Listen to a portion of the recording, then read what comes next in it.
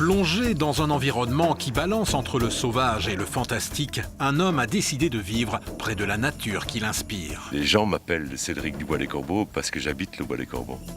Mon plus grand luxe, moi, c'est de m'endormir le soir en me disant vivement que je me réveille demain pour continuer ce que je fais.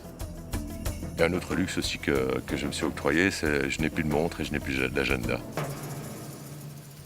Cédric a décidé de changer de vie car la sienne ne le comblait plus.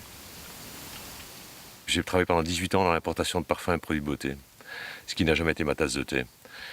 Et donc après ça, j'ai découvert cet endroit et chaque fois qu'on partait d'ici, je revenais à Bruxelles avec des pieds de plomb. Et à un moment donné, j'ai pu supporter ça, donc j'ai radicalement changé de vie. Là, j'ai commencé la sculpture, donc maintenant ça fait 16 ans que j'ai acheté la carrière, mais ça fait 10 ans seulement que j'y habite. Cédric n'a qu'à se baisser pour trouver du matériel sur lequel travailler. Si les pierres pouvaient raconter leur histoire, elles nous diraient comment elles ont voyagé jusqu'à Versailles pour y habiller les palais. Cédric vit dans une carrière de marbre exploitée jusque dans les années 60, puis abandonnée parce que plus rentable.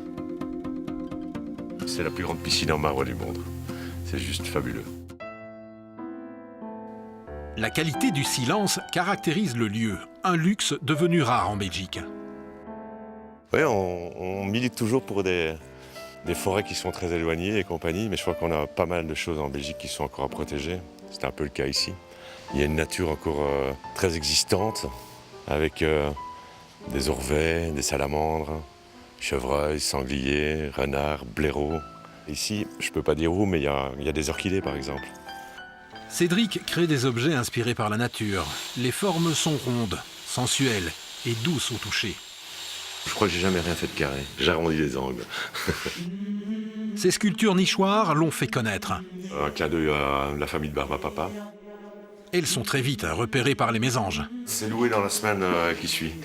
Ouvrir la porte du salon fait voyager dans un monde qui n'existe nulle part ailleurs. Des matières et des formes organiques peuplent la pièce et invitent une nature fantasmée. J'aime bien le côté fantomatique de la méduse. Et je trouve que les rangs lumineuses, ça donne une ampleur à cet animal, quoi.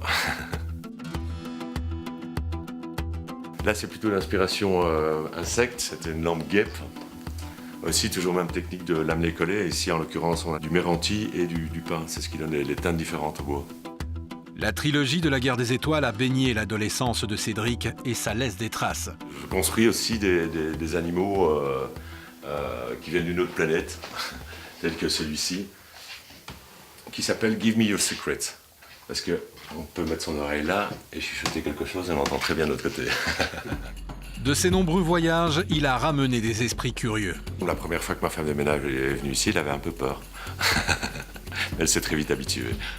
Depuis tout jeune, Cédric a économisé pour s'offrir un lieu qui s'accorderait à son projet de vie. C'est pas venu par hasard, c'est un truc que j'ai toujours voulu. Et quand on pense régulièrement à la même chose, la vie fait en sorte que ça arrive. Cédric n'est joignable que tôt le matin ou tard le soir. Le reste du temps, il est dans la forêt, immergé dans son univers.